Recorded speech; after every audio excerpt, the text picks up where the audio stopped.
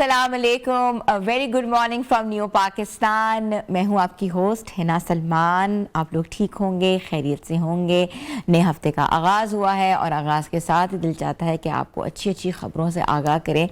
Viewers, Punjab की बात करें तो पंजाब अपने सरसब्ज़ व शादाब देहातों की वजह से बहुत मशहूर है, जहाँ लोगों में बहुत खलूस है, मोहब्बत है, रवादारी और फिर मज़ेदार किस्म के खाने, मज़ेदार किस्म के पकवान वहाँ मिलते हैं। और हम लोगों को अपनी जनरेशन को, अपने बच्चों को शहरी ज़िंदगी से निकाल कर देहात की ज़िंदगी भी दिखानी चाहिए, क्योंकि हमारा कल्चर, हमारी वर्सटैलिटी जो है इन्हीं पर जो है वो अरकूज़ होती है।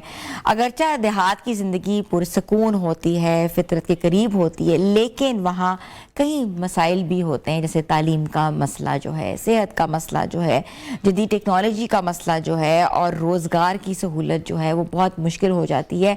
लेकिन लोगों का इन्हसार जो है अपनी एग्रीकल्चर लैंड पे होता है, ज़रख़ेज़ ज़मीनों के ज़रिए वो फसलें काश करते हैं और वही अनाज जो है वो हम सब लोग खाते हैं। और उनकी एक बहुत बड़ी ज़िम्मेदारी होती है कि कैसे जो है डिफरेंट शहरों को कनेक्ट करना, वो अपने अनाज के ज़रिए, अपनी लैंड्स के ज़रिए जो है कनेक्टिविटी का भी बाइस बनते हैं। मगर देहात का जो कल्चर हमने देखा है, जहाँ हर फैसला, हर चीज़ जो है पूरे गांव के सामने की जाती है, पंचायत का एक सिस्टम होता है जहाँ लोग जो हैं अपने मसले जो हैं वो बयान करते हैं, ना कि एक दूसरे के ऊपर पुलिस कचहरियों का रुख करने से पहले वो गांव के जो लोग हैं आपस में बैठ के जो है अपनी तमाम चीज़ें जो हैं वो डिस्कस कर रहे होते हैं, चाहे वो बच्चों के मसाइल हों, सेहत के मसाइल हों, तालीम के मसाइल हों, या आपस में मियाँ बीवी के रिश्ते के मसाइल हों, या कोई झगड़ा ज़मीन के ऊपर हो, तो वो भी सारे मसले जो हैं आपस में तय किए जाते हैं। तो हमारे माशरे में अक्सर ये तासुर भी पाया जाता है कि जो पंचायत और नंबरदारी जैसे जो मनसब हैं सिर्फ मर्दों के लिए मखसूस होते हैं। वहाँ मर्द हजरात बैठ के जो हैं बड़े बड़े फ़ैसले करते हैं। मगर ये जो ट्रेंड है, जिस तरीके से टेक्नोलॉजी बदली है, आहिस्ता आहिस्ता वक्त के साथ ट्रेंड्स भी बदल गए हैं।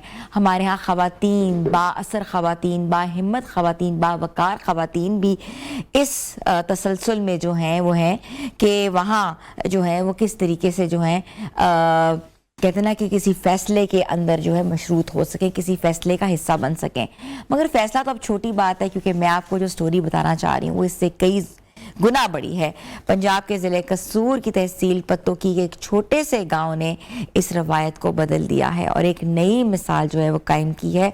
आज हम आपको मिलवाने जा रहे हैं एक ऐसी बाहिम्मत, बासलाहियत खातून से, जिन्होंने ना सिर्फ अपने महरूम वालिद की जिम्मेदारी संभाली है, बल्कि तालीम और अवामी खिदमत के जज्बे से पूरे इलाके को एतमाद में भी लिया है।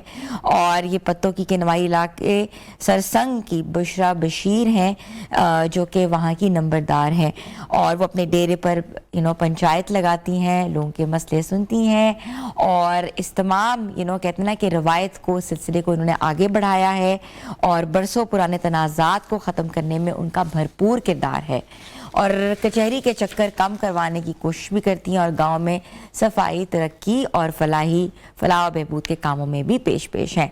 तो मैं आपसे उनको मिलवाती हूँ, और आप देखें कि इतनी यंगस्टर हैं, इतनी यूथ हैं, और इतना बड़े फरीज़ा जो हैं वो अंजाम दे रही हैं। तो वेलकम करती हूँ बुशरा बशीर को। अस्सलाम वालेकुम बुशरा। वालेकुम अस्सलाम। कैसी हैं आप, ठीक हैं?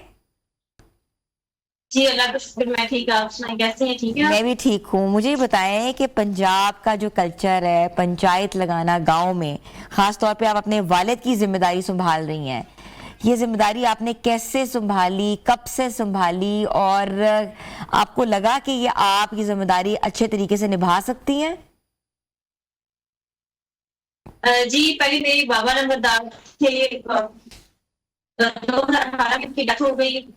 तो उसके बाद हमारे गांव में कोई नंबरदार नहीं मुकर्रर पाया। लेकिन उस दौर में या उस वक्त मेरी एज कम थी, मेरा रिकॉर्ड भी बना हुआ था और मेरी एजुकेशन भी कंप्लीट नहीं थी। सो मैंने वेट किया, एजुकेशन कंप्लीट की, थोड़ा स्टेबल हुई। उसके बाद मैंने जब मेरा BSc कंप्लीट हुआ तो मैंने ये अप्लाई किया, मतलब अपनी फाइल एप्लीकेशन दी, और मेरा फैसला हुआ, मुझे नंबरदारी मिली। ये लास्ट मुझे अप्रैल मई में नंबरदारी जो है वो मिली थी। और असल में मेरे बाबा नंबरदार थे, तो उन वहां से आंखें देख देख के जोश जज्बा आता रहा, वहां से शौक पैदा होता रहा। इसलिए मुझे लगता था कि लड़कियां कुछ भी कर सकती हैं, हर फील्ड में लड़कियां आई हुई हैं, तो नंबरदारी भी ऐसा फील्ड है जहाँ लड़कियां जा सकती हैं। ठीक है। अच्छा बुशरा, ये नंबरदारी जो है ये इसकी या वोटिंग होती है या ये सिलसिला कैसे होता है कि किसी को नंबरदार मुकर्रर किया जाए?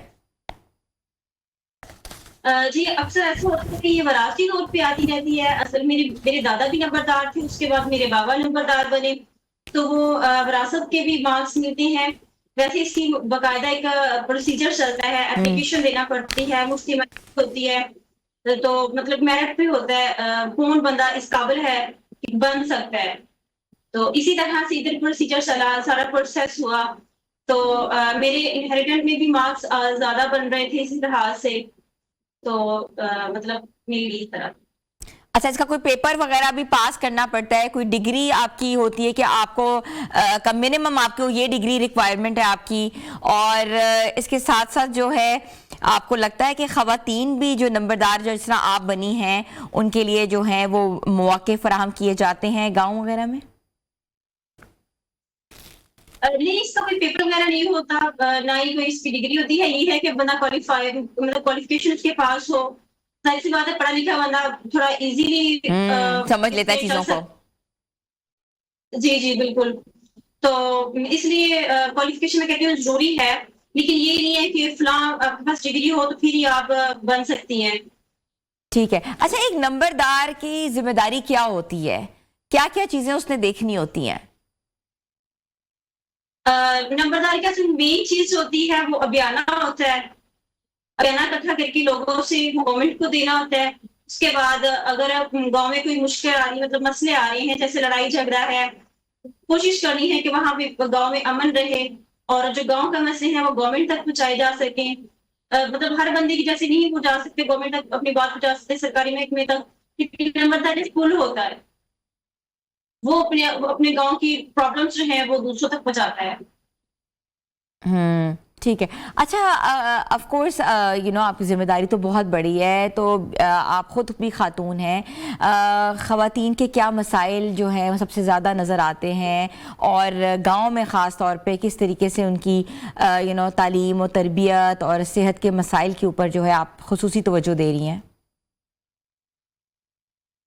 जी, ऐसा ही है। असल में गांव में लड़ाई झगड़े ज्यादा होते हैं, वो तो खैर अनएजुकेटेड, मतलब गांव के घर में मसले भी हो सकते हैं, या कह सकते हैं कि थोड़ी बहुत लड़ाई झगड़े होते रहते हैं। लेकिन मेन इशू जो है मुझे लगते हैं, जो गांव वाले मुझे आगे बता रहे होते हैं, साफ पानी नहीं है गांव में, वो एक मसला है। वो बता रहे होते हैं कि बाजी गांव का साफ पानी का कोई हल निकाल दे।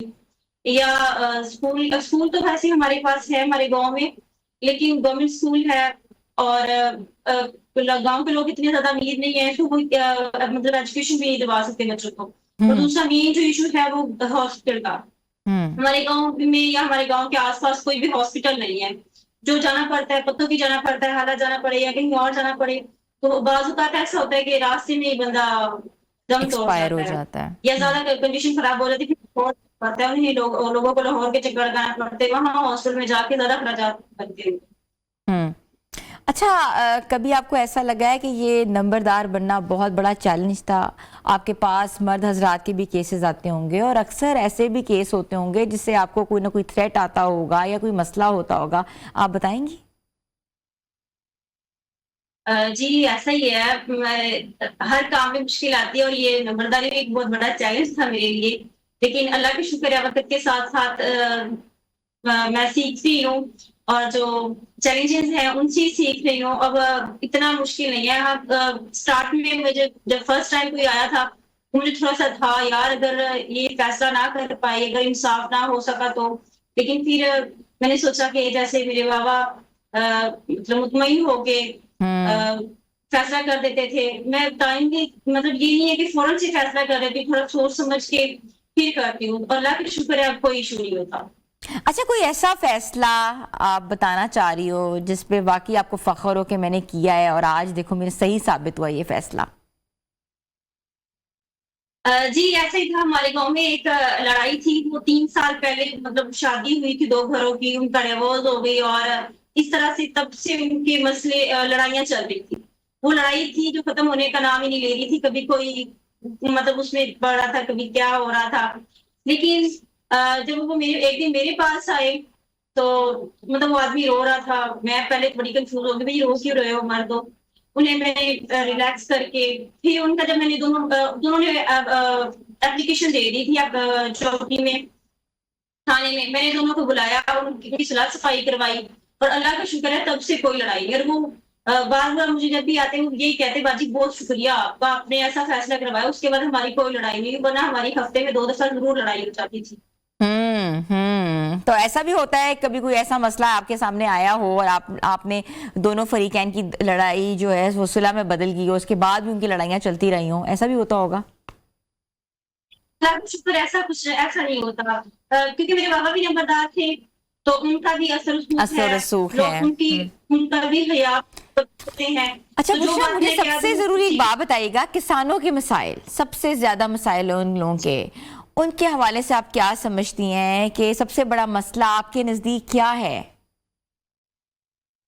हमारे गांव के जो लोग हैं मतलब जो पानी वगैरह पानी जब लगता है ना हमारे जो मतलब मौजूद भी कह सकते हैं उसमें वहां पानी नहीं आता। नहरी पानी का उन्हें अबयाना देना पड़ता है लेकिन पानी नहीं वहां तक आता। ये सबसे मेन इशू है। लोगों ने सोलर पे ट्यूबवेल वगैरह लगवाए हुए हैं तो मतलब वहां से उन्हें मुश्किल काफी आती है। मुश्किल का सामना करना पड़ता है कि कोई बंदा सोलर अगर नहीं लगवा सकता तो वो फिर हम्म। पानी से बैठा रहेगा।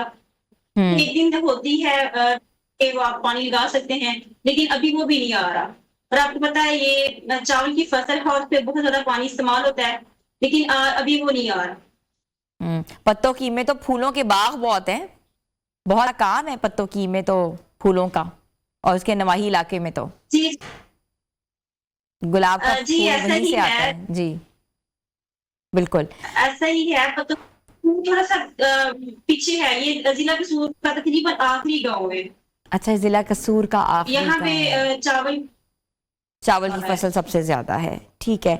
अच्छा, आपने थाना कचहरी के चक्कर कम करवाने के लिए क्या हिकमत अमली सोची है कि लोग जो हैं आपकी पंचायत में आए, अपने फैसले कराएं, अपने मसले डिस्कस करें और लोग जो हैं वो थाना कचहरी से दूर रहें?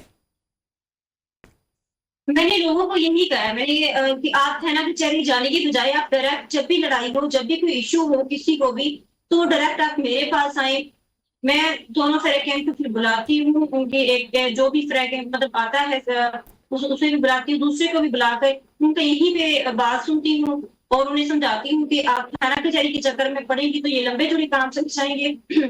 और दूसरा वो इतनी ज्यादा इतनी मैंने आपको बताया पहले ही, तो मैंने कहा ये पैसे भी आपके जाएंगे, जाहिर सी बात है। आप जब भी थाना कचहरी के चक्कर में पड़ेंगे तो ये आपकी सहूलत है। उन्हें मतलब मैंने माइंड चेंज किया है कि आप थाना कचहरी की बजाय आप इधर आए और यहाँ पे अपने मसले बताएं और आपका मसलों का हल निकाला जाएगा, बजाय इसके कि आप थाना कचहरी में जाए। ठीक है। अच्छा, आइंदा 5 सालों में आप क्या सोच रही हैं कि आप गांव देखना चाह रही हैं?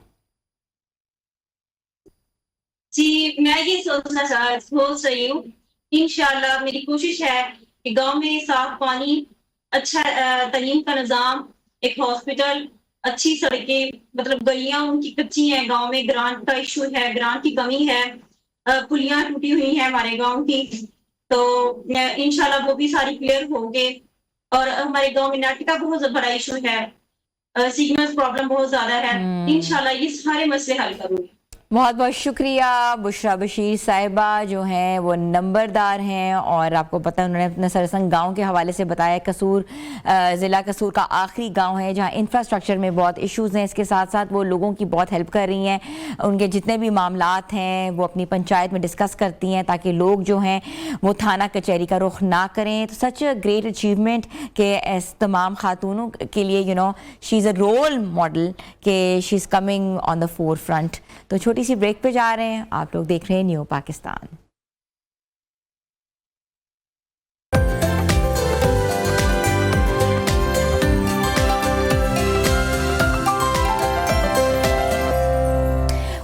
बैक व्यूज तेज रफ्तार दौड़ में हमें लगता है कि हमारी ज़िंदगी बहुत तेज़ चल रही है और उस तेज़ ज़िंदगी के साथ साथ हम अपनी उम्र से भी बहुत परेशान हैं। जिस तरह वक्त ज़्यादा आगे जाता रहता है तो उम्र भी उस तरीके से बढ़ती है और दिल चाहता है कि काश हम 5 साल पहले जैसे लगते थे वैसे क्यों नहीं लगते। या हम पुरानी जब तस्वीरें देखते हैं तो हमें एहसास होता है कि वाकई हम में तब्दीली आई है और ये तब्दीली समटाइम्स बहुत मुस्बत होती है, समटाइम्स जो होती है वो थोड़ी नेगेटिव हो जाती है।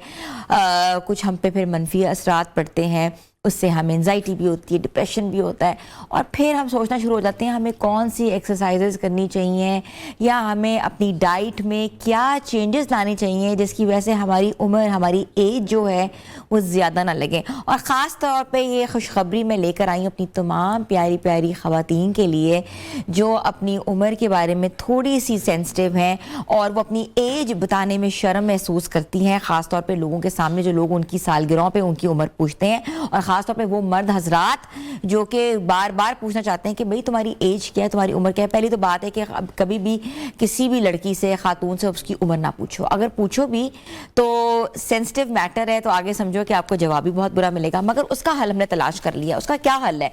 उसका हल ये है कि आपकी काया पलटने लगी है क्योंकि एक नई चीज़ आई है जिसको कहते हैं कायाकल्पा। और जितने भी लोग जो योगा एक्सपर्ट्स हैं, जो योगा करते हैं, योगा की लैंग्वेज जानते हैं, वो इससे बखूबी ऑफ कोर्स उनको ये पता होगा कि काया कल्पा जो है वो क्या चीज़ है या वो क्या स्ट्रेसेस देती है, पॉजेस देती है या ज़िंदगी को पॉज कर देती है। तो हमने सोचा कि आज हम आपको बताएं कि आपने अपनी ज़िंदगी को आगे रोकने से अपने आप को स्टक कैसे करना है, फिक्स कैसे करना है। Age is just a number, मगर उस एज के नंबर को हमने कैसे अपनी ज़िंदगियों के ऊपर जो है वो हावी किया हुआ है कि हमने उसी एज में रहना है। अगर जिसकी एज 25 है तो वो 25 से बगैर 20 लगे, जिसकी उम्र 35 या 40 है तो उसका दिल चाहता है उसकी उम्र 27 या 28 से आगे ना जाए। तो आज हमें बताएंगे योगी नईम कि वो एज को कैसे रोकेंगे और रोकना सिखाएंगे आपको। अस्सलाम वालेकुम। वालेकुम सलाम। कैसे हैं आप? अल्हम्दुलिल्लाह बहन। आपकी तो उम्र वैसे ही रुक गई हुई है काफी सालों से। बायोलॉजिकल क्लॉक को रोका जा सकता है, बायोलॉजिकल एज को रोका जा सकता है। अच्छा। ये योगा ने हमें सदियों पहले सिखाया है इसका। बिल्कुल, मैंने आपसे समझा कि भाई ये क्या आर्ट है, ये क्या साइंस है, कैसे आप अपनी उम्र को रोक सकते हो? बिल्कुल रोका जा सकता है। इंसान का जो फ्यूल है वो ऑक्सीजन है। ऑक्सीजन जब हम लेते ही नहीं है, हम आम इंसान को देखते हैं वो सांस नहीं लेता। जब सांस नहीं लेता तो उसके सेल्स कैसे जो है वो फ्रेश हो सकते हैं? उसकी ऑक्सीजन जब पूरी नहीं होगी, ब्लड फ्लो अच्छा नहीं हो सकता। तो योगी ये जानता है कि ऑक्सीजन लेवल कैसे बढ़ाना है, योगी ये जानता है कि जिस्म से कार्बन को निकालना कैसे है। जब गंदगी जहाँ पे होती है वहाँ पे खराबी होती है। हम कार्बन नहीं निकालते। इंसानी जिस्म के अंदर जो कुदरत ने सांस इनहेल एक्सहेल सिस्टम लगाया है, ये एग्जॉस्ट सिस्टम है। बॉडी के अंदर बहुत सारे एग्जॉस्ट सिस्टम है, लेकिन एक सिस्टम ऐसा है जो 24 घंटे चलता है। एक एग्जॉस्ट सिस्टम आपका पसीना है। लोग ज़्यादा इसी पे फोकस करते हैं कि पसीना निकलना चाहिए, जिम चले जाते हैं। वो 2 घंटे के लिए आप जिम चले गए, आपने 2 घंटे पसीना निकाला, लेकिन कुदरत ने आपको 24 घंटे एक एग्जॉस्ट सिस्टम दिया है। अच्छा। वो है ऑक्सीजन, ये सांस का चलना, ऑक्सीजन को लेना और कार्बन को निकालना। इसकी टेक्निक्स हैं, मुख्तलिफ ऐसी टेक्निक्स जो, जैसे हम बात करें कि एक ब्रीदिंग है जिसको सातानामा कहते हैं। ठीक है। सातानामा बेहतरीन ब्रीदिंग है अपनी एज को रिवर्स करने के लिए। सातानामा वो उसकी टेक्निक्स जो हैं वो बहुत डीप जाएं तो वो बड़ी गहराई में आप जा सकते हैं, लेकिन ये कि हम इसको बहुत सादा वे में बताते हैं कि 4 झटकों में आपने सांस को लेना है और 4 झटकों में सांस को निकालना है। एक सांस को 4 जर्क्स के अंदर लेना है। और अगर इसके साथ जो है वो हर सांस के साथ इसको विजुलाइज करें, सा ता ना मा, साता नामा। सा कहते हैं कि जो ये संस्कृत ज़ुबान के लफ्ज़ हैं, कोई मंत्र नहीं है, इसको मंत्र ना समझिएगा। ठीक है। संस्कृत ज़ुबान के लफ्ज़ मैं तर्जुमा बताता हूँ इसका। सा का जो मतलब है वो है कि आप जो है वो जैसे आपकी बर्थ है, पैदाइश, इसको सा कहते हैं। और ता जो है आपने ज़िंदगी को जीना है और पूरा एंजॉय करना है। ना मौत है और माँ दोबारा जिंदगी है। अच्छा। जिसको इस्लाम ने कहा है कि दोबारा जिंदगी है, तो सा ता ना माँ, ये आपने इसको विजुलाइज करना है कि दोबारा जिंदगी है। और ये जो हम टूट गए हैं अपने आप से, अब इसको करना ये है कि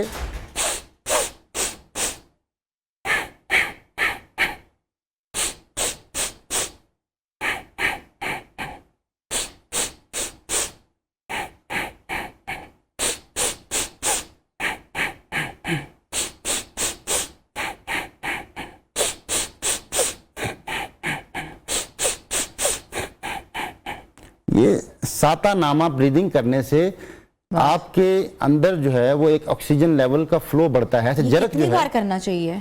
इसको मिनिमम जो है वो मिनिमम 5 मिनट्स डेली करें। अच्छा, जरक का मैं आपको बता दूं कि जरक क्या है।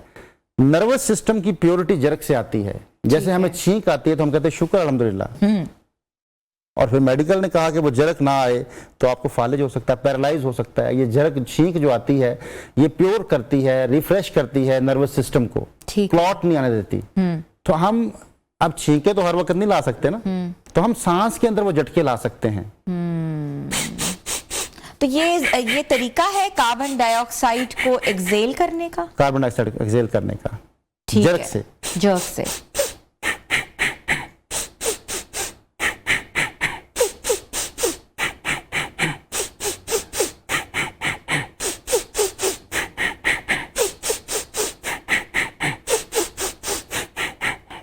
ये अगर करते हुए साथ में एक अंजलि मुद्रा है। अंजलि मुद्रा? जी जी, अंजलि बड़ा प्यारा नाम भी है, इस खूबसूरत लड़की को कहते हैं। अंजलि मुद्रा किया जाए तो ये बिल्कुल वही खूबसूरती आपके चेहरे पे लेके आता है।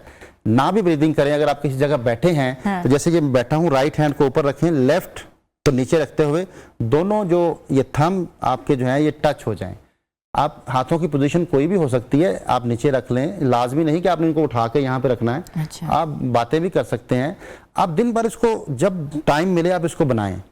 ये आपकी अंदर जो हरारत है उसको बढ़ाता है।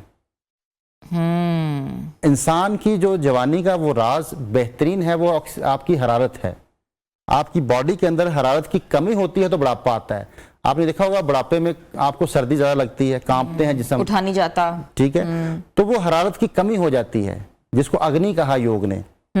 अग्नि जब तक नहीं बढ़ेगी जिस्म के अंदर, अग्नि का बढ़ना इंतहाई अहम है। हरारत होगी तो आप चल फिर सकते हैं, हरारत होगी तो आपके जो है वो अंदर एनर्जी होगी, और हरारत होगी तो आपके अंदर हर चीज जल जाएगी। जो आपके जिस्म के अंदर फ्रीज हो जाती है, हरारत की कमी की वजह से फ्रीज होती है, जो आपके जिस्म के अंदर मुख्तलिफ जो केमिकल्स जो अफसरदा जो फसूदा मादे जो हैं वो निकलने चाहिए बॉडी से, और उनको अगर नहीं निकालना जाता तो वो फिर इंसान की बीमारी का बायस बनते हैं। अच्छा योगी, नहीं मुझे ये बताएगा कि हमारी जितनी भी खवातीन हैं, अक्सर उनकी जब एजिंग स्टार्ट होती है, एजिंग प्रोसेस होता है, मुंह के ऊपर रिंकल्स आते हैं, आपके नकल्स के ऊपर रिंकल्स आ जाते हैं, और ऐसा ऐसा लग रहा होता है कि एज कर रही हैं।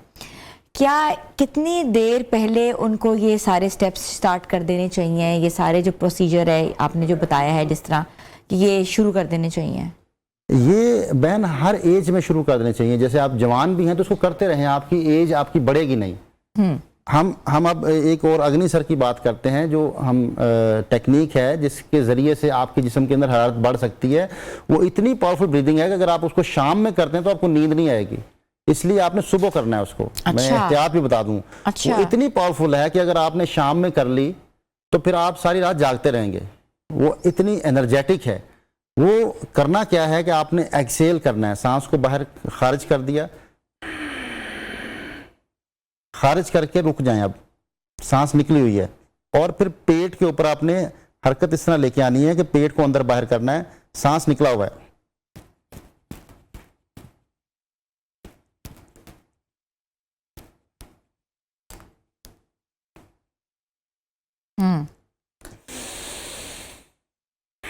इसके बेशुमार फायदे हैं खवातीन के लिए। जितने भी खवातीन के मसाइल हैं, जितने भी मसाइल हैं, ये इससे हल हो सकते हैं। कौन कौन से मसाइल? पीसीओज, ठीक है, पीसीओडीज, सिस्ट का प्रॉब्लम है, किसी किस्म की उनको जो है वो थैलियां हैं, कोई जैसे अक्सर पानी की थैलियां होती हैं, पाउचेस बन जाती जी हैं, उसके लिए भी बेहतरीन है। ये हरारत बढ़ाती है, ये आपको प्योर करती है, गंदगी को निकालती है। अक्सर खवातीन ये कंप्लेन करती हैं कि योगा के स्टेप्स बहुत डिफ़िकल्ट होते हैं, नहीं किए जाते, जिनके थोड़े बल्जेस ज़्यादा होती हैं, ये भारी होती हैं, उनके लिए क्या हो सकता है सही, या क्या उनको करना चाहिए? बहुत आसानी है इसके लिए कि आप उसमें दोनों हाथ अपने पेट पे रख लें, सांस को निकाल दें। आप पेट को नहीं खींचा जाता अंदर से, तो अपने हाथों से अंदर बाहर कर लें। ओके, ये भी एक तरीका है। ठीक है। सांस को निकाल के रुक जाएं, या ये भी नहीं करना तो सिर्फ सांस को निकाल के रुक जाएं। सांस निकाल के जितना मैक्सिमम रुक सकते हैं, अगली सांस में वक्फा। ठीक है, ये भी तरीका है। फिर अगली सांस लंबी आएगी। जब आप सांस को निकाल के रुकते हैं तो सांस बहुत गहरी आएगी, फिर आप उसको आने दें, 2-3 लंबी सांसें लेके फिर निकाल के रुक जाएं। ये अर्ली मॉर्निंग करने की चीजें हैं। इसको कभी भी आपने दोपहर के बाद नहीं करना, नींद डिस्टर्ब हो जाएगी, क्योंकि ये हरारत बढ़ाती है बॉडी के अंदर। अच्छा, आपकी ब्लड सर्कुलेशन बेहतर करती है, बॉडी के अंदर हरारत बढ़ती है, तो इससे फिर नींद डिस्टर्ब हो जाती है, स्लीपिंग मोड पे बॉडी नहीं जाती। जी। बस इसको करना सुबह अर्ली मॉर्निंग में। आप जागना चाहते हैं, दिन भर काम करना चाहते हैं, तो अर्ली मॉर्निंग करें। अच्छा, आपको लगता है ये जो योगा है ये वेट लॉस जर्नी भी है? बिल्कुल, वेट लॉस इससे होता है। ये जो हमने अग्निसर किया है ये भी बेहतरीन है। हरारत की कमी से तो वजन बढ़ता है, हरारत की कमी से वजन बढ़ता है, और बहुत सारी वजूहात हैं वजन बढ़ने की। हार्मोनल इम्बैलेंस है, आपकी बलगमी अमराज हैं, आपकी गैसेस हैं, बॉडी के अंदर गैसेस बढ़ जाएं तो भी वजन बढ़ता है। स्ट्रेस एंजाइटी से वजन बढ़ता है, और इसमें जो है वो ज़्यादातर लोगों को जो वेट बढ़ता है वो ओवर ईटिंग की वजह से बढ़ता है। मुख्तलिफ इसकी टाइप्स हैं, उनको कंट्रोल करने के लिए मुख्तलिफ चीज़ें की जाती हैं, लेकिन हम एक ऐसी चीज़ को करना चाहेंगे जिससे ओवरऑल आप किसी भी तरह का आपका वेट है वो कम हो सकता है। ठीक है जी, कम हो सकता है, कम हो सकता है। जी। ठीक है। उसके लिए एक हम आसन करते हैं। दोनों हाथों के अंगूठों को ऐसे पकड़ लें, ऐसे पकड़ के अपनी नाफ की साइडों पे रख लें। ओके, ये चेयर पे बैठे बैठे ही नाफ की साइडों पे रख लें, और ऊपर देखते हुए सांस निकालते हुए नीचे आए, सांस निकाल दें, यहां रुकें, फिर वापस,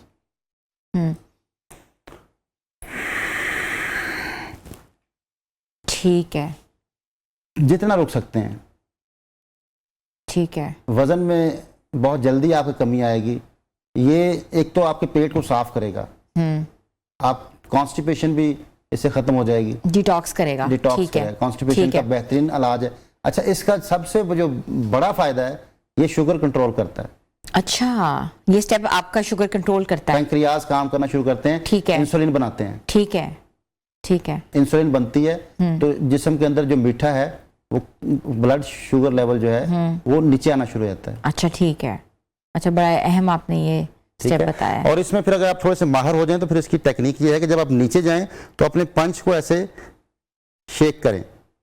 ठीक है, ठीक है। क्योंकि नहीं, हमने ना अब ये सारे लाइव डेमोज जो हैं हम आपको बताएंगे भी, तो हमने छोटी सी ब्रेक लेनी है। ब्रेक के बाद हम वापस आ रहे हैं। योगी नईम हमारे साथ हैं, आप लोग भी हमारे साथ रहें।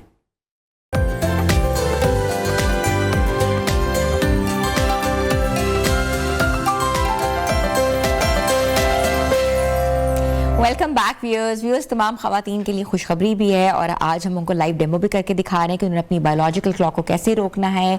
एंटी एजिंग जिनको हो रही है तो अपनी एज को कैसे वो रोक सकती हैं, कौन कौन से स्टेप्स उनको करने चाहिए, और कायाकल्पा इज़ अ मेन थिंग जिनको अपनी ज़िंदगियों में शामिल करना बहुत ज़रूरी है। ओवर टू यू योगी नईम। जी बहन, बायोलॉजिकल क्लॉक जो है एंटी क्लॉकवाइज चलता है, हर बॉडी में एंटी क्लॉकवाइज चलता है। ठीक है। तो योगा ने हमें एक टेक्निक बताई। टेक्निक्स तो ये बहुत सारी हैं, लेकिन हम एक टेक्निक जो मेन बायोलॉजिकल क्लॉक को रोक सकती है वो है अपने राइट हैंड को नीचे रखिए शोल्डर लेवल पे, और लेफ्ट हैंड को ऊपर की तरफ शोल्डर लेवल पे अपने बाजू खोल लीजिए। अब हमने क्लॉकवाइज घूमना है, तो इससे जो है वो बायोलॉजिकल क्लॉक रुक जाता है। जो राइट हैंड की छोटी उंगली है उसकी तरफ पीछे घूमना शुरू कर दें। तेज घूमने की जरूरत नहीं है, बस इस तरह आप थोड़ी देर के लिए घूमना शुरू करें।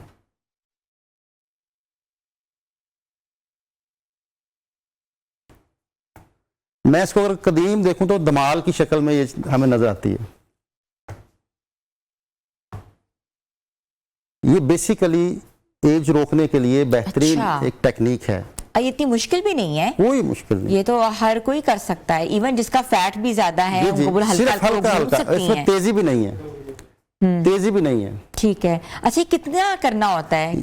ये जितना आसानी से आप जितना रिवर्स करना चाहते हैं, बायोलॉजिकल क्लॉक जब तक आप इस तरह घूमते हैं, मतलब हम 40 साल से 20 साल पे आना चाहते हैं, बायोलॉजिकल क्लॉक जो है ये आपका रुक जाता है। इससे एज बढ़ने का जो एक ही जरिया है वो बायोलॉजिकल क्लॉक है। जो बॉडी के ऊपर जो एज बढ़ती है वो बायोलॉजिकल क्लॉक आपका चलता है, जिससे आपकी एज बढ़ती है। ठीक है। तो इसको हम रक्स के पॉइंट ऑफ व्यू से भी देख सकते हैं। ये तो मुझे सूफी दरवेश रक्स लग रहा है। बिल्कुल। तो ये एक बेहतरीन टेक्निक मानी जाती है योगा, क्योंकि कदीम एक इल्म है, कदीम तरीका इलाज है। अच्छा। सदियों पुराना एक ऐसा इल्म जिसके अभी तक कोई ये नहीं बता सकता कितनी सदियों पुराना। अभी तक ये भी नहीं पता कितनी सदियों पुराना। मैं अक्सर ये कहता हूँ कि जब से इंसान दुनिया में आया, ये तरीका इलाज उस वक्त से दुनिया में आया हुआ है। वाह। अच्छा, एक सीधा हाथ, एक जो हाथ उल्टे की तरफ, और आपकी उल्टा हाथ ऊपर, उल्टा हाथ ऊपर और सीधा हाथ नीचे, सीधा हाथ नीचे की तरफ। ठीक है। आप इस तरह सिर्फ घूमें और क्लॉकवाइज क्या एंटी क्लॉकवाइज? क्लॉकवाइज। अगर एंटी क्लॉकवाइज घूमेंगे तो एज बढ़ेगी। ओह, अच्छा, ये भी होता है। Very nice. क्लॉकवाइज घूमना है आपने, क्योंकि बायोलॉजिकल क्लॉक एंटी क्लॉकवाइज चल रहा है। ठीक ठीक ठीक ठीक ठीक। आपने क्लॉकवाइज घूमना है तो फिर आपकी एज रुक जाएगी, रिवर्स होना शुरू हो जाएगी। रिवर्स होना शुरू हो जाएगी। अगर आप बायोलॉजिकल क्लॉक के साथ एंटी क्लॉकवाइज चलते हैं, ठीक है, तो फिर आप अच्छा, ये तो कायाकल्पा आपने बताया ना किस तरीके से अपनी एज को रिवर्स करना है, मगर एंजाइटी, डिप्रेशन सबसे बड़ा मसला है हमारा। एंजाइटी जो है उसमें देखें अनकॉन्शियसली मूवमेंट बॉडी में आ जाती है। इंसान बगैर सोचे समझे, बगैर अरादी तौर पर जिस्म के ऊपर हरकत ले आता है। ठीक है। तो उसमें यह कि अपनी बॉडी को जो है वो अगर थोड़ी देर के लिए कॉन्शियस हो जाए, थोड़ी देर के लिए बॉडी को जो है वो रीड करना शुरू कर दें, अपनी मूवमेंट्स को जो है फील करना शुरू कर दें, या एक उसमें आप ऐसी पोजीशन में जाए जिसमें आपको कॉन्शियस होना पड़े। मिसाल के तौर पर हम इंटरलॉक करते हैं और दोनों हाथों को अगर ऊपर लेके जाते हैं और टोज को ऐसे टोज के ऊपर आ जाते हैं, हील्स ऊपर उठा लेते हैं और अपनी जो वाइब्रेशन है इसको फील करें, इसको रोकने की कोशिश करें, फिर आहिस्ता से नीचे आ जाएं। ओके। ऐसी पोजीशन जिसमें आपको कॉन्शियस होना पड़े, इससे एंजाइटी आपकी जो है फौरन नीचे आती है। या आप एक पांव पे खड़े हो सकते हैं, अपने पैर को यहाँ पे फिक्स करें और हाथों को यहाँ पे रखा जा सकता है। इस पोज को क्या कहते हैं? ये ट्री पोज है। ट्री पोज है। रोकने की कोशिश करें, फिर दूसरी लेग से कर लें। इस तरह ये करने से जो है वो एंजाइटी नीचे आती है। कोई भी ऐसी पोजीशन फिजिकल जिसमें आपको कॉन्शियस होना पड़े, या आप थोड़ी देर के लिए अपनी जो मूवमेंट्स हैं उनको रीड करना शुरू कर दें, कॉन्शियस होकर करें। जैसे वॉक है, मिसाल के तौर पर वॉक करता हूँ, एक है मैं अनकॉन्शियसली वॉक कर रहा हूँ, बल्कि गाने लगा के सुन रहा हूँ और साथ में जो है वो दिमागी तौर पर कहीं और हूँ। एक है मैं अपनी वॉक कर रहा हूँ कदम चाहने से, मेंटली। कुछ देर के लिए आपको मेंटली एक्टिविटी करनी है। ठीक है। फिजिकल ऑटो पे लग जाते हैं ना, ऑटो से निकल के मेंटली एक्टिविटी करनी है तो एंजाइटी खत्म हो जाती है। ठीक है, ठीक है। तो इसकी वजह से एंजाइटी जो है आपकी कम होना शुरू हो जाएगी। अब डिप्रेशन क्या है? ठीक है, डिप्रेशन है उसमें मूवमेंट स्लो हो जाती है। ठीक है, ठीक है, ठीक है, बॉडी रुक जाती है। ठीक है, उसमें ब्रिस्क वॉक करनी है। ठीक है। बहुत बहुत शुक्रिया योगी नईम आपका। और वाकई जो है योगा वो बहुत एक इम्पॉर्टेंट पार्ट है हमारी ज़िंदगी का, अगर हम बनाएं उसको। और आज जिस तरह आप लोगों ने कायाकल्पा सीखा है वो प्लीज़ अपनी ज़िंदगियों के अंदर ऐड ऑन करें। मे बी सबकी जो एज है वो रिवर्स होना शुरू हो जाए। तो व्यूअर्स, छोटी सी ब्रेक पे जा रहे हैं, ब्रेक के बाद हम वापस आ रहे हैं। बहुत इंपॉर्टेंट सेगमेंट होगा इसके बाद, आप लोगों ने हमारे साथ रहना है।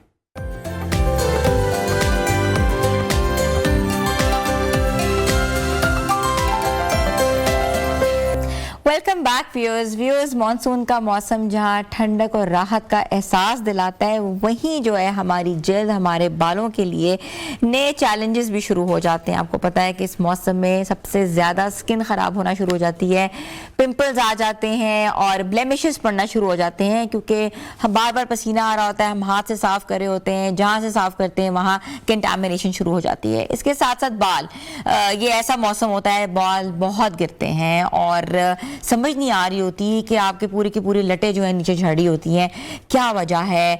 इंटरनल इश्यूज चल रहे हैं, टेस्ट भी हो रहे हैं, या एक्सटर्नल इश्यूज चल रहे हैं? इशू ये है ये मौसम, इस मौसम के अपने अपने चैलेंजेस हैं। बार बार बारिश हो रही है, बारिश के पानी से कीड़े मकोड़े भी निकल रहे हैं, और वैसे ही तबीयत बोझल होती है, और उस बोझल तबीयत के साथ आपके कहते हैं ना कि इंटरनल डिटॉक्सिफिकेशन की भी आपको बहुत ज़रूरी होती है। हम आज बात करेंगे कि आपके जो झड़ते हुए बाल हैं उसका इलाज क्या है। अक्सर लोग बहुत महंगी महंगी ओवर द काउंटर्स जो हैं वो सीरम्स ले रहे होते हैं, ऑयल्स लगा रहे होते हैं, और कहते हैं ना कि पूरा पूरा दिन सर पे तेल लगा के रखते हैं, उससे भी कहते हैं कि बाल कच्चे पड़ जाते हैं।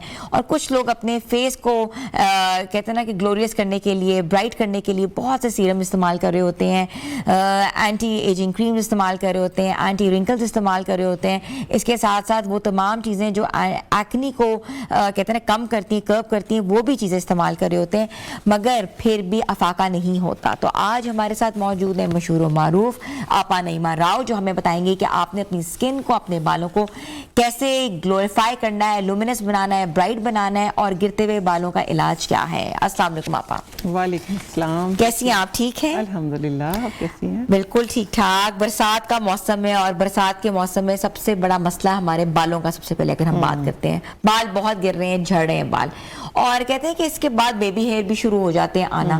तो गिरते हुए बालों का क्या इलाज है? देखिए, बरसात का मौसम है, इसमें ना ह्यूमिडिटी बहुत ज़्यादा होती है, हबस, पसीने की वजह से ख़ास तौर पे जो हमारा स्कैल्प है ऑयल के साथ फिर पसीना एक ऐसा आप कहें कि उधर बालों की जड़ों को कमज़ोर करता है। ह्यूमिडिटी का जो मौसम होता है कि आपकी हबस हो रही होती है पूरे जिस्म में। जिस तरह आप बाहर निकले, बाहर से आए ना, इधर से गेट तक आए तो सांस बंद हो रहा है, ह्यूमिड है। हाँ, ह्यूमिड है बहुत ज़्यादा। तो उसके लिए ये होता है कि आपको थोड़ी सी चंद एक तो इंटरनल केयर करनी होगी। डेफिनेटली इंटरनल केयर जो है वो एक्सटर्नल से 90% ज्यादा इफेक्टिव होती है। इंटरनल आपको हमेशा अपना स्ट्रॉन्ग रखना चाहिए, डिफेंस सिस्टम अपना हमेशा स्ट्रॉन्ग रखना चाहिए, ताकि फिर ये जो असरात होते हैं ना, तो ये कम असर करते हैं। आपने देखा होगा कि इस मौसम में कुछ लोग हमें ऐसे भी नजर आते हैं जिनकी चोटी वैसे ही मोटी होती है, जिनके बाल वैसे ही अच्छे होते हैं। ये उन लोगों के साथ ज्यादा प्रॉब्लम होता है कि जिनका डिफेंस सिस्टम कमजोर होता है, और जो केयर नहीं करते हैं, जो सिर्फ ये कि प्रोसेस फूड खा लिया, जो अच्छा लगा खा लिया, नहीं खा लिया। ये जो वीकनेस होती है ना, ये असर करती है इस मौसम में, ज्यादा सर्दी के मौसम में, ज्यादा गर्मी के मौसम में, जब अंदर से बंदा वीक होता है। ठीक है। तो हाँ, तो ये है कि इसके लिए आपको खास तौर पर सबसे पहले मैं बताऊंगी कि इसके अंदर आपने ड्रिंक कौन सा यूज करना है। इसके अंदर आपको हिमालयन सॉल्ट जो होता है ना, पिंक सॉल्ट, पानी के अंदर वो, और सिर्फ जस्ट लेमन, सिर्फ लेमन और नमक, आप ये दिन में तकरीबन 1 लीटर कंज्यूम करें पानी, ये वाला। अगर चाहें तो आप सारे पानी में भी कर सकते हैं, लेकिन जो नमक की मिकदार है वो ज्यादा से ज्यादा 5 ग्राम, बस, इससे ज्यादा नहीं होनी चाहिए। 5-7 ग्राम तकरीबन आप टीस्पून लगा लें छोटी पूरे दिन के अंदर।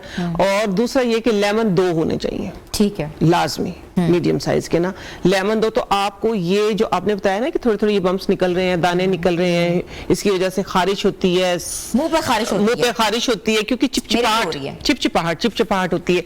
तो ये देखिए, ये पानी यूज करने से ही आपका 70% प्रॉब्लम जो है वो सॉल्व हो सकता है। अच्छा, फिर एक अनाउंसमेंट भी करनी है व्यूअर्स, आप हमें लाइव कॉल्स कर सकते हैं। आप लाइव कॉल्स करके जो है आपा नईमा से मशवरे ले सकते हैं बालों के मुतालिक और स्किन के मुतालिक, जिसको भी मसले हैं वो आज डिस्कस करें और एडवाइस लें। जी आप। हाँ, तो देखिए, ये 70% प्रॉब्लम जो है ना, हम अपना इंटरनली ख्याल रख के कर सकते हैं। बाकी आगे एक्सटर्नल की बात, तो एक्सटर्नल में ना ये होता है कि जैसे बालों की मैं बात करूँ, इसमें ना अल्लाह ताला ने एक बहुत ही, जो मेरी फेवरेट है कई सालों से, इस मौसम के लिए खास तौर पे, वैसे मैं अपने हेयर ऑयल्स वगैरह में यूज करती हूँ, बट इस मौसम के लिए मैं कहती हूँ खास तौर पे बनी है, वो हर्ब है हुब्बुल्लास, हुब्बुल्लास के नाम से, ठीक है ना, हुब्बुल्लास और तुख्मे भंग। और ये मैं बहुत बार बता चुकी हूँ, मैं आप लोगों को रिमाइंड करवाती रहती हूँ कि ये चीज़ें वो चीज़ें हैं कि जो सस्ती आसान पंसार से मिल जाती है। अल्लाह ताला ने इस ज़मीन पे हमारे लिए बेशबहा खजाने उतारे, उनमें से ये एक है।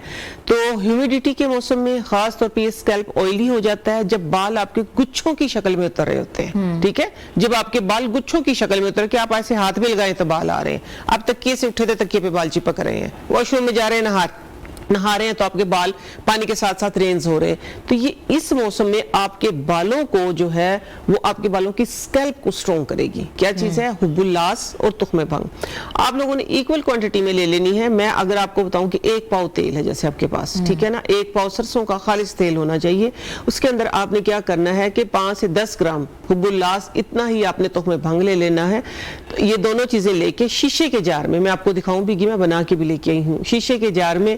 और अगर आपके बालों का ये प्रॉब्लम है कि बाल वक्त से पहले आपके सफेद तो नहीं मैं कहती, ब्लॉन्ड अच्छा, blonde टाइप होना शुरू हो जाते ठीक है। हैं, ब्लैक से थोड़ा सा कलर अजीब सा हो जाता है, तो उसके अंदर आप थोड़ा सा राई दाना डाल ले, ठीक है, राई दाना और कलवंजी डाल ले। और इस ऑयल को ही ना आप तकरीबन जिस तरह सूरज निकलता है ना, जहां पे ऐसी प्लेस हो कि जहां सूरज एंड तक रहे, ठीक है ना, आप वहां रख के छोड़ दें। अब गर्मी सर्दी आती है, मौसम यानी बारिश आ गई है, धूप आ गई, आती रहे, ठीक। आपने वहां से उठाना नहीं है, 15 दिन पड़ा रहे, 15 दिन के बाद वो आपका ऑयल तैयार हो जाएगा। ठीक है। आपने जस्ट अपने स्कैल्प के अंदर लगाना है। स्कैल्प के अंदर लगाना है, लगाने के बाद ओवरनाइट लगा रहने दें, वो वॉश कर लें। अच्छा, आप पास अब जुएं बहुत पड़ती हैं इन दिनों में, बालों में बहुत ज्यादा पड़ती है, और खासतौर बच्चियों के जिनके बाल जिनकी बनते हैं उनकी हैं, तो बहुत ही बढ़ जाती बहुत है, बढ़ जाती हैं, बच्चियों के बालों में बहुत ज्यादा बढ़ जाती हैं। तो इसका क्या इलाज है? बहुत से इलाज आते भी हैं मगर फायदा नहीं होता। नहीं, फायदा बिल्कुल होगा। ये है कि अगर मैं आपको एक स्पेशल टोटका भी बताऊंगी जुओं को खत्म करने के लिए, लेकिन मैं इस ऑयल पे ही बात करूं क्योंकि आप ये कह रहे हैं कि ह्यूमिडिटी की वजह से हमारा स्कैल्प जो है वो ऑयली हो जाता है। आप ये कहें कि बालों के अंदर एक चिकट सी जम जाती है, ऐसे ही कहना चाह रही है ना, और उसके अंदर फिर जुएं हो जाती हैं। तो ये जो ऑयल मैंने बताया ना, हुब्बुल्लास है, इसके अंदर तुख्मे भंग है, इसके अंदर कलवंजी है, और साथ में हमने डाला राई दाना। तो इसके अंदर आप थोड़ा सा क्या करें कि इसको गर्म करें, ऑयल को, तैयार हो गया आपका ऑयल, 15 दिन में तैयार हो गया है। आपने इसको थोड़ा सा गर्म करना है, गर्म करके फ्रेश कड़ी पत्ता जो नहीं होता है, एक मुट्ठी भर कड़ी पत्ता डाल दे। अच्छा, हाँ, और ओवरनाइट पड़ा रहने दें। आप वो तेल लगाएंगे ना, जुएं ऐसे भागेंगी जैसे चोर पुलिस वाला हिसाब नहीं होता है, ऐसे भाग जाएंगी सरस के। अच्छा, अगली अब स्पेशल जुओं का एक टोटका आप लोगों की पेश नजर है कि जिनकी जुएं खत्म नहीं होती हैं, जड़ नहीं टूटती है, ठीक है, ये मैंने जुएं भगाने का बताया। अब मैं बता रही हूँ जुओं की जड़ तोड़ने का, और इतना आसान है कि आप लोग सुन के भी हैरान होंगे, और आज से ही अमल कर दे। डेटॉल होता है ना, जो डेटॉल को आप ये करें कि कॉटन के साथ लगा के, कॉटन के ऊपर, और बालों की ना जड़ों में लगाएं ऐसे। आप देखिएगा कि जुएं किस तरीके से सिर्फ 5 मिनट के अंदर आप सर बिल्कुल खाली हो जाएगा। और हफ्ते में 3 दिन ये प्रैक्टिस कर लें, 3 दिन के बाद आप देखेंगे, और कंघी करें, फौरन बच्चे को नहला दे, जुएं बाहर आ जाएंगी। मैं बता रही हूँ, जुएं भाग के बाहर आएंगी। ये आप, हाँ जी, जरा एहतियात कीजिएगा, अपना कपड़ा शपड़ा रखिएगा, शोल्डर, हाँ जी, शोल्डर्स पे कपड़ा ज्यादा होती है, हाँ जी, हाँ जी, हाँ जी, फिर भी शोल्डर पे कपड़ा शपड़ा रखिएगा और फिर लगाइएगा, निकल जाएंगे। हाँ, लिखे मैं अगला बता रही हूँ कि आपने फिर ये करना है कि जब बाल धोते हैं ना, तो फिर बारीक कंघी मिलती है, ठीक है, लिखिए, क्योंकि बेजान होती हैं। लोगों का अक्सर ये सवाल आता है कि लिखे भी निकलेंगे, नहीं, लिखे जो होती हैं वो बेजान होती हैं। वो ये कि जो जुएं होती हैं वो चलती हैं, लिखे जो होती हैं वो सिर्फ चिपकी होती हैं, ठीक है ना। तो ये कि लिखों के लिए आपको ना बारीक कंघी के साथ ना गीले बालों के अंदर कंघी करनी पड़ेगी, कंघी करनी पड़ेगी। आप बाल धोते रहे साथ में बच्चे के, और कंघी करते रहे, देखिए 3 दिन में सर साफ हो जाएगा। हाँ, फिर अब बात अभी कंप्लीट हुई, बाल जड़ खत्म करने की, जुओं की जड़ खत्म कैसे करनी, वो तो खत्म हो गई है, लेकिन इनके जो एग होते हैं वो इतने बारीक होते हैं, वो कहीं ना कहीं से फिर आपको नमूदार हो जाती हैं जुएं। तो आपने हफ्ते में 2 दफा ये प्रैक्टिस करते रहना है। ठीक है, आपका कॉलर भी हम ले रहे हैं साथ साथ। मुस्कान है हाफिजाबाद से। जी, अस्सलाम वालेकुम।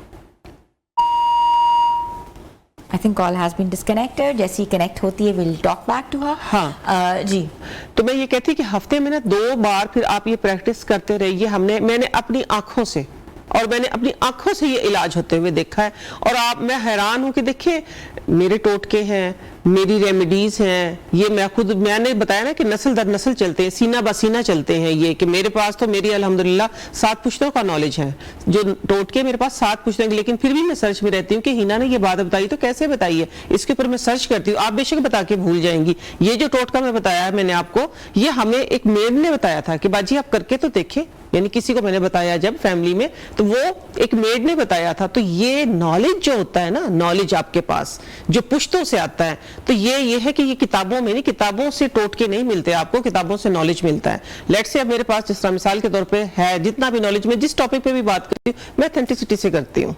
तो ये है कि जुड़ों वाली जो भी बात है, इसके अलावा मैं आपको एक स्प्रे बताती हूँ कि आपने इस मौसम के अंदर आपने नीम के जो पत्ते हैं, नीम के पत्ते उबालने हैं अच्छे तरीके से।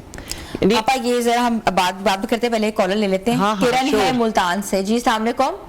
वालेकुम सलाम जी। ये ना बालों के बारे में बोलते, बाल इसमें बढ़ते नहीं हैं और टूटते बहुत ज्यादा, बाल बढ़ते पतले भी है, घने नहीं है, तो घने भी नहीं। इसके बारे में ठीक है आपा।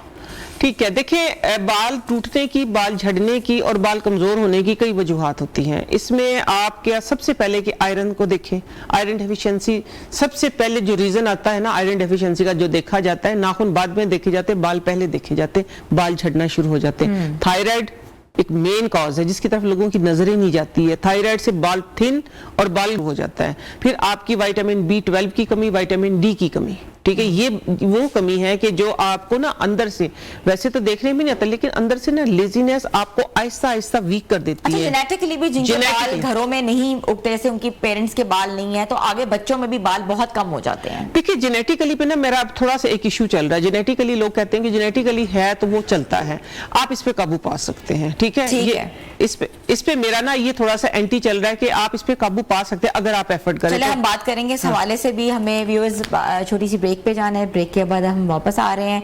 आप लोग हमें लाइव कॉल्स करें और अपने मशवरे के स्टे ट्यून विद अस।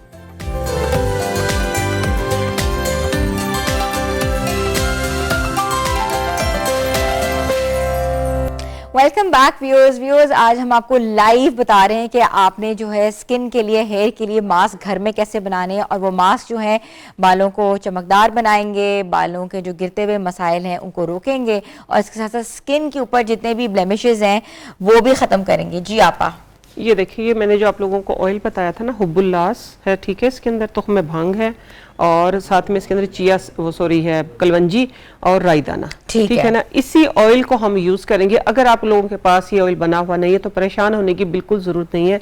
आप कैस्टर ऑयल कर सकते हैं। कैस्टर ऑयल एक ऐसा ऑयल है कि जो आपकी बाल और स्किन दोनों के टेक्सचर को अच्छा करता है, ठीक है ना, दोनों को एक आप ये कहें कि न्यू लुक और एक अच्छी लुक देता है, ठीक है। तो आज हम पहले लेते हैं ये वाला ऑयल। सॉरी मेरे से खुल ही नहीं रहा है, चले कोई बात नहीं है, ये ज्यादा टाइट हुआ है। हम ले लेते हैं कैस्टर ऑयल, ठीक है। हमने क्या किया है, ये ऑयल भी ले सकते हैं, अदरवाइज कैस्टर ऑयल भी ले सकते हैं। ट्राई करें खोलने की, खुलता चिपका हुआ जैसे ना, ये ले, खुल गया, शाबाश है ना, वो तो बड़ी अच्छी आ रही है ना। अरुमा देखे सारी हर्ब्स का आ रहा है। देखिए ये हमने क्या किया, ये 1 चम्मच, लेट से हम बना रहे हैं हाफ बैग के लिए, ठीक है, आपकी हाफ बैग है जो, ठीक है। इसके लिए हमने क्या किया, 1 चम्मच ये ऑयल ले लिया है, साथ में हमने लेनी है योगर्ट। योगर्ट आप अपने बालों के अकॉर्डिंग लेंगे, ठीक है। ये देखिए, ये हमने तकरीबन 2 चम्मच हमने योगर्ट दी। ये वो पुराने देसी घर के इलाज हैं कि जो मैं आप लोगों को क्या करती हूँ, सिर्फ रिमाइंड करवाती हूँ, ठीक है, कि आप ना बहुत महंगे महंगे क्या एक्सपेंसिव और अपनी जेब पे भारी, अपने दिमाग पे भारी ये सारे ट्रीटमेंट हम कर रहे हैं, तो आप इससे बचें। बचने के साथ सिर्फ ये अभी मैंने क्या किया, मिक्स किया है ऑयल और दही, कैस्टर ऑयल है या ये वाला ऑयल है, ठीक है। इसके साथ हम क्या करेंगे, बहुत ही पुराना सदियों से इस्तेमाल होता हुआ आया है एक मास्क, इसमें अंडा, दही और तेल, ठीक है, ठीक है। ये वो है कि आप हर मौसम में लगा सकते हैं। आपके बाल रफ हैं, आपके बाल झड़ रहे हैं, आपके बालों में प्रोटीन की कमी है, ये आपका एक कंप्लीट प्रोटीन ट्रीटमेंट बन जाएगा, पैकेज बन जाएगा, ठीक है। ये देखिए, ये हम अंडा तोड़ के इसके अंदर डाल लेंगे। ये जब तक हम लगाते थे तब तक हमारी चोटी मोटी थी, तब तक हमारे बाल जो थे वो हेल्दी थे। तो आज के दौर में भी मैं आप लोगों को ये कहूंगी कि मेरा स्लोगन बैक टू नेचर है ही ना, तो मैं आप सबको यही रिक्वेस्ट करूंगी कि बैक टू नेचर पे एक दफा आप करके तो देखें।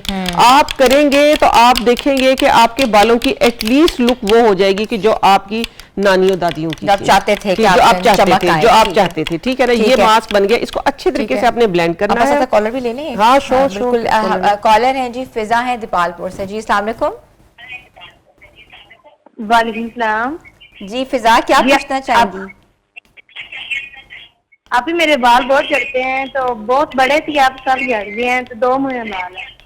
दो मुँहे भी हो रहे हैं, दो मुँहे बाल हैं, दो मुँहे भी हो रहे हैं। अच्छा चलो जी, दो मुँहे भी हो रहे हैं तो ये देखिए इसके अंदर, ये देखिए, ये मैंने बेटा जो मास्क बनाया है ना, ये झड़ते हुए बालों का, रफ बालों का इलाज है। लेकिन बाल क्योंकि दो मुँहे हो रहे थे, मैं इसका आपको, ये आप आई थिंक आप लोगों को समझ आ गया होगा। आपने क्या करना है, इस ये सर में डालना है, डाल के मसाज करना है, तकरीबन आधे घंटे के लिए बन बना के रखना है, उसके बाद वॉश कर लें। ठीक हो गया, ठीक है। ये आपका इसका हल हो गया। अब है उनका कि दो मुँहे भी हो रहे हैं, तो ये जो चावल है इसके अंदर अमीनो एसिड है, ये वो वाला इसके अंदर एक अमीनो एसिड को मैं कहती हूँ कि ये बालों की और स्किन की कंप्लीट, एक मेरी नजर में, ठीक है ना, ये मेरी अपनी जाती राय है, मेरी नजर में कंप्लीट ट्रीटमेंट है। कैसे कि आप जब बालों का ये सिर्फ क्या करना है, आपने चावल जो है सोख करके रख दें। ठीक है, आपने सोख करके रख देने, तकरीबन आधा किलो चावल, पाव चावल है, 1-1.5 लीटर पानी में सोख करके रख दे, रात भर ढक के रख दे, थोड़ा सा फर्मेंट होगा, हल्के हल्के से झाग आएंगे उसके अंदर।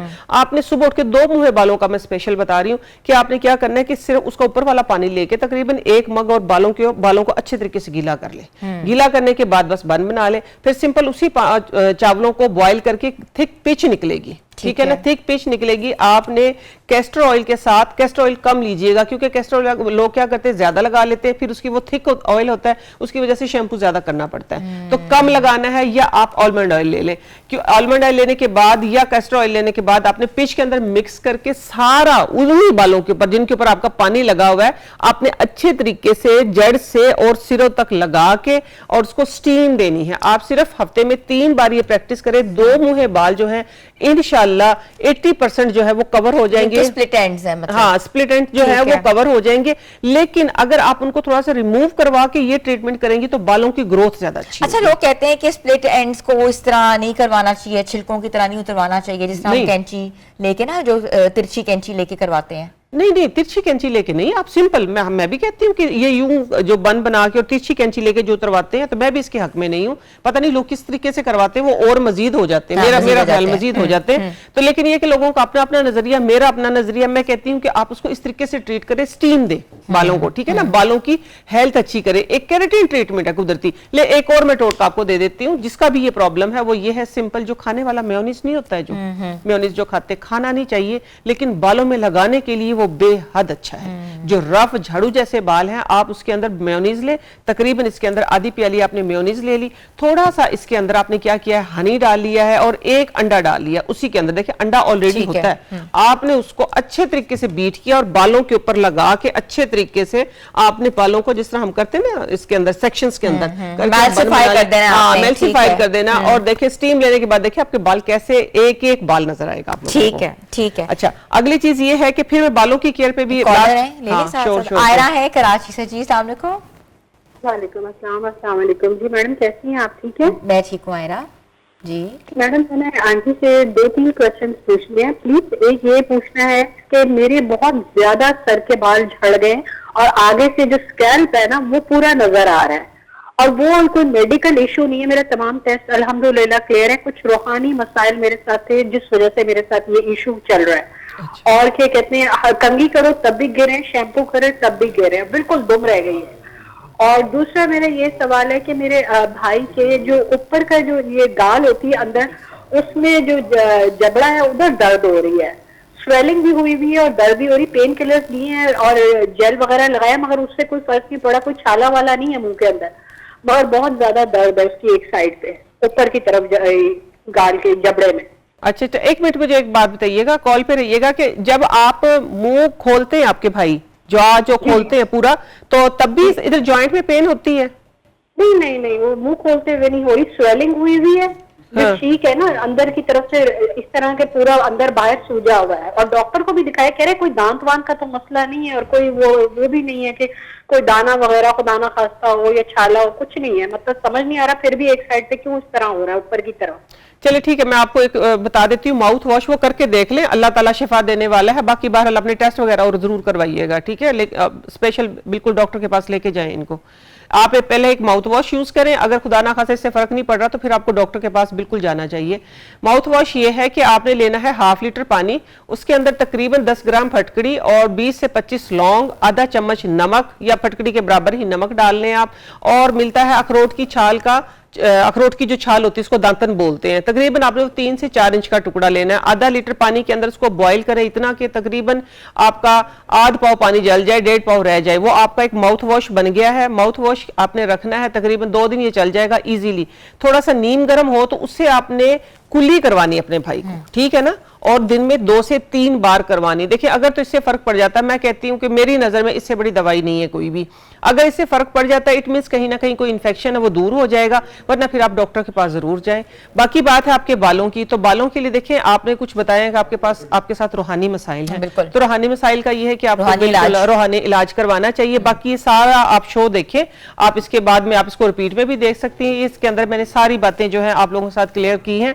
तो आपका ये है कि अगले मैंने देखे चावलों का भी बताया, साथ में आपके बालों को केराटिन करने का भी बताया, मेयोनीज भी बताई है। तो ये टोटके सिर्फ आप लोगों के लिए हैं। आप इसके अलावा नईमा आपा हर जगह आप लोगों को नजर आ जाती हैं, कहीं ना कहीं आपको ये टोटके मिल जाएंगे। आप बिल्कुल देखें। बहरहाल आज का स्पेशल शो मैंने आपके लिए कर दिया है जी। अच्छा जी, और स्किन के हवाले से स्किन के हवाले से हम बताएंगे। स्किन के हवाले से वन ऑफ द बेस्ट मेरा फेवरेट है, मैं सदा से खुद भी इस्तेमाल करती हूँ, मैं लोगों को भी बताती हूँ, वो ये है ड्राई मिल्क।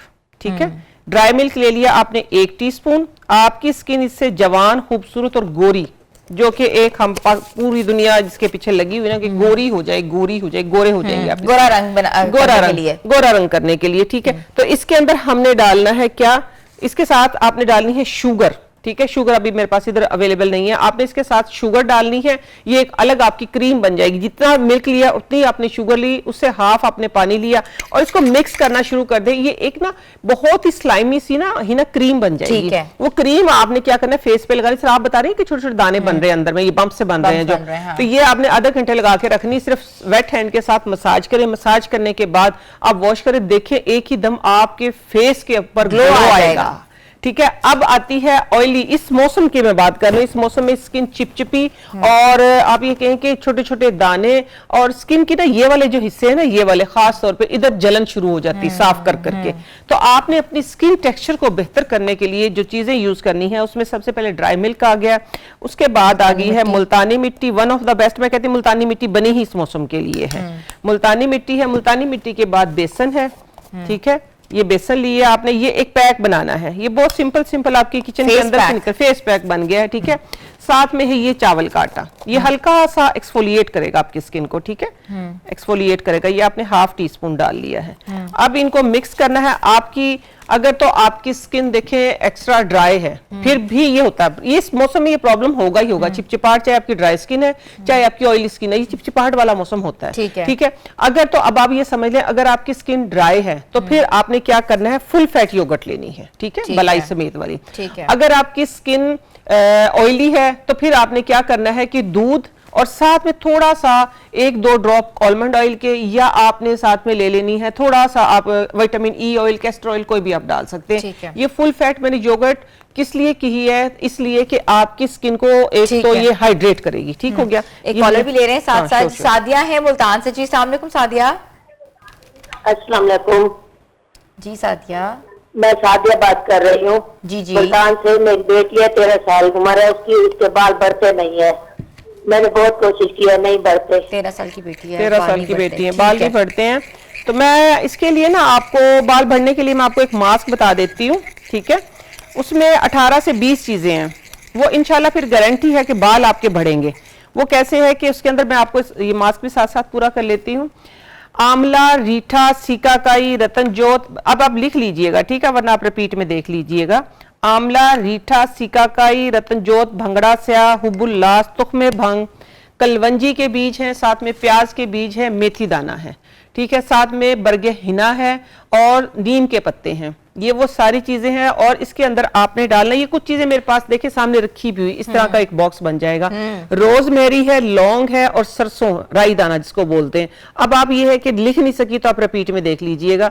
इन चीजों का आपने क्या करना है, पीस के इक्वल क्वांटिटी में पाउडर बनाना है और साथ में इसके जितना ये हिबिस्कस भी डालने हैं। जितनी सारी चीजें आप नोट करके सारी चीजों के बराबर ही आपने हिबिस्कस डालने हैं। इन सारी चीजों को पीस के एक फाइन पाउडर बना लेना है। वो फाइन पाउडर जब बन जाएगा, जो बाल बढ़ नहीं रहे हैं, ठीक है ना, जिनकी ये शिकायत है बाल तो हैं लेकिन लेंथ नहीं बढ़ रही बालों की, ठीक है, तो वो आपने ये करना है, ये सारा पाउडर मिक्स करके आपने दही में मिक्स करना है। दही में मिक्स करके तकरीबन 2 घंटे के लिए आपने अपनी बेटी के बालों के ऊपर लगाना है और वार्म टॉवल के साथ इसको स्टीम दें। ठीक है, ठीक है, 2-3 घंटे ये लगा रहने दें और दूसरा मेहंदी लगाते हैं हम, ठीक हो गया ना। और हफ्ते में तकरीबन 2 बार ये प्रैक्टिस करें, इंशाल्लाह आपके बाल बढ़ेंगे। फिर ये इसके अंदर मैंने ये ऑयल बताया, आप ये ऑयल बनाएं और अपनी बेटी की बालों के जड़ों में लगाएं, इंशाल्लाह बढ़ जाएंगे, इंशाल्लाह बाल बढ़ जाएंगे। अच्छा जी, अब ये आ गया है, देखें ये मैंने एक फेस पैक बनाया है ना, ये बच्चे भी लगा सकते हैं, बड़े भी लगा सकते हैं, ठीक है, छोटे बड़े, बस जो बच्चे होंगे ना छोटे, उनको ये करना है कि उन्होंने इसको रब नहीं करना, क्योंकि इसके अंदर जो हमने डाला ना चावल का आटा, वो थोड़ा सा एक्सफोलिएट करेगा तो बच्चों की स्किन बिल्कुल स्क्रब हो जाएगा, ठीक है ना। तो आपने ये करना है कि इसको अपने फेस के ऊपर लगाना है इस तरीके से। ये देखो एक मुलायम सी पेस्ट बन गई है, ठीक हो गया। इसको मैं अभी आपको हाथ के ऊपर अप्लाई भी करके दिखाती हूँ। मेरी आदत है मैं जरूर एप्लीकेशन करके दिखाती हूँ ताकि देखने वाले लोगों के लिए आसानी हो, ठीक है। ये देखें, ये आपने इस तरीके से, तो आप पैच टेस्ट भी कराती हैं जब भी कोई आप रेमेडी बताती हैं तो उसका पैच टेस्ट होता है? पैच टेस्ट लाजमी किया करें ना। देखिए वैसे तो नेचुरल जो रेमेडीज हैं तो उनका कोई साइड इफेक्ट नहीं होता, लेकिन फिर भी आपकी स्किन एक्स्ट्रा ड्राई है, आपने लेमन लगा लिया तो उससे एलर्जी हो सकती है, ठीक है। आप उसका पैच टेस्ट करें, आप इधर लगा लें, इधर लगा लें, आप यहाँ लगा लें, कोई मसला नहीं है, स्किन की एक साइड पे लगा ले, पूरे फेस पे ना लगाए एकदम से। आप ये पैच टेस्ट ही हो जाता है ना, जिसका मैं लगा के दिखा देती हूँ, ठीक है। अच्छा, अब इसमें क्या करना है आपके कि अगर आपकी स्किन के ऊपर डार्क स्पॉट है, ठीक है, या आपकी स्किन के ऊपर आपको छाइयों का मसला है, तो आपने इन चीजों में से ना, ये कोई भी चीज है, ये लेमन रखा है, ये टमाटर रखा हुआ है, ये जैसे ही आपका थोड़ा सा ड्राई हो गया, ठीक है, ड्राई होने के बाद आपने हाफ टमाटर, इन्होंने जरा लंबे साइज के काट दिए, आपने गोल काटने हैं, ठीक है। काटने के बाद आपने इस तरीके से इसका मसाज करना है, ठीक हो गया। तकरीबन आपने 8 से 10 मिनट इसका मसाज करना है।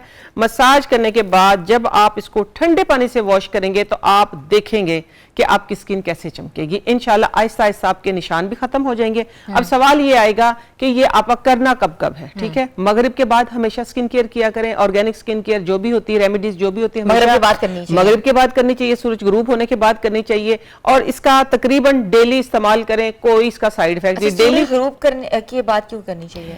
ये देखिए सनलाइट में ना हम, क्योंकि शुरू से जो मैंने पढ़ा, जो मैंने देखा है ना, मैं अपने तजर्बे पे भी बात करती हूँ कि सनलाइट में अगर आप स्किन केयर करते हैं ना, तो ये हमारी स्किन एक्सफोलिएट हो रही है, या हमारी स्किन के ऊपर से आपने डर्ट पॉल्यूशन उतारा, फिर आप डायरेक्ट धूप में जाते हैं, तो वो सनलाइट डायरेक्ट पड़ने से, मेरा अपना पर्सनल ओपिनियन है, ये स्किन जो है वो ज्यादा डैमेज होती है। तो आप ये ऑर्गेनिक केयर जो होती है ये स्लो प्रोसेस होता है, बिल्कुल स्लो प्रोसेस होता है। तो इसको आप जब कंफर्ट होते हैं, जब आपकी सनलाइट नहीं होती, जिस चीजों से आप इरिटेट हो रहे हैं, जिस चीजों से आपकी स्किन जो डैमेज हो रही है, तो जब वो टेन्योर आपका निकल जाता है ना दिन का, तो आप उसके बाद किया करें। तो ये हुक्मा भी यही बताते हैं कि हमेशा, जो मैंने आयुर्वेदिक में जो पढ़ा वो ये कि हमेशा देखिए वैसे तो मैं जैसे एज ए सन ब्लॉक, मुझे सन ब्लॉक सूट नहीं करता है कोई भी, तो मैं सन ब्लॉक के तौर पे ये यूज करती हूँ aloe vera gel. Aloe vera gel use करती हूँ, मेकअप करने से तकरीबन 20 मिनट पहले लगा लिया, उसके बाद मैं मेकअप कर लेती हूँ, वो भी है, देखिए वो भी स्किन केयर है, लेकिन ये जिसके साथ आप कंफर्टेबल होते हैं। खासतौर पे विटामिन सी वाला जो होता है, जो स्किन को साफ करने वाला होता है, जो स्किन को रब करने वाला होता है, वो हमेशा मगरिब के बाद करना चाहिए, ठीक है। ठीक है। अच्छा, आपने हेयर के बारे में बताया, ऑयल्स बताए हैं, स्किन के बारे में बताइए। हमने एक छोटी सी ब्रेक पे जाते हैं ना, रोज एक छोटी सी ब्रेक पे जाते हैं, ब्रेक के बाद हम वापस आ रहे हैं, मजीद आपको रेमेडीज बताएंगे और आप हमें लाइव कॉल्स भी कर सकते हैं, एडवाइस भी ले सकते हैं। Stay tune with us.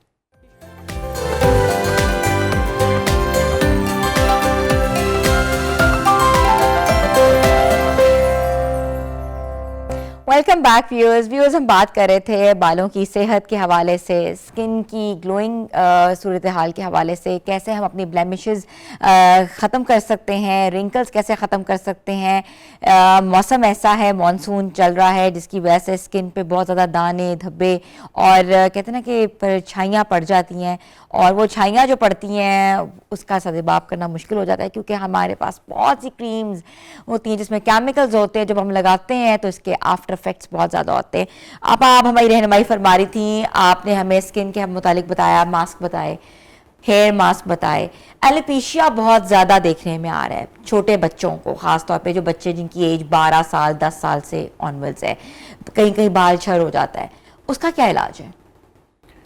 देखिए उसका इलाज, तो अगर सिर्फ हम इलाज पे बात करें तो इसका ना पहले पैच टेस्ट, इसका टेस्ट होगा कि अगर आप बालों को, जो मैं देखती हूँ, जो मैं करती हूँ, जो मैं बताती हूँ, चाहे वो आपके सर में हो जाए, चाहे वो आपकी दाढ़ी में हो जाए, तो उसमें ये होता है कि पहले तो अगर आप वहाँ से कोई ज़रा सा भी कुछ चीज़ है तो आप खींच के देखें वहाँ, अगर आपको पेन हो रही है, वहाँ से थोड़ा सा ब्लड आपको लग रहा है कि कोई शायद खींच रहा है चीज़, अगला इरिटेट हो रहा है बंदा, तो फिर आपको ये है कि सिर्फ जो आम सड़कों के किनारे खड़ा होता है जो अक का पौधा जिसको हम बोलते हैं, अख का पौधा, हाँ अक जिसको बोलते हैं, मदार भी बोलते हैं जिसको ना, शीर मदार जिसको, उसका दूध जो निकलता अच्छा। है, हाँ हाँ ठीक है ना।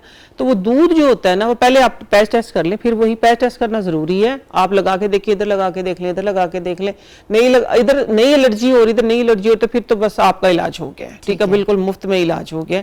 आपने करना ये है कि वो जो उसका दूध निकलेगा ना, आपने पहले अच्छे तरीके से मुंह धो लिया, लेट से सर धो लिया या मुंह धो लिया, उसमें थोड़ी सी एक चीज मैं जो ऐड करूंगी वो ये है, जो टॉवल होता है ना, टॉवल के साथ उसको थोड़ा सा रगड़ लें, ठीक है, रगड़ के आप उधर वो दूध जो है उसका लगाना शुरू कर दें।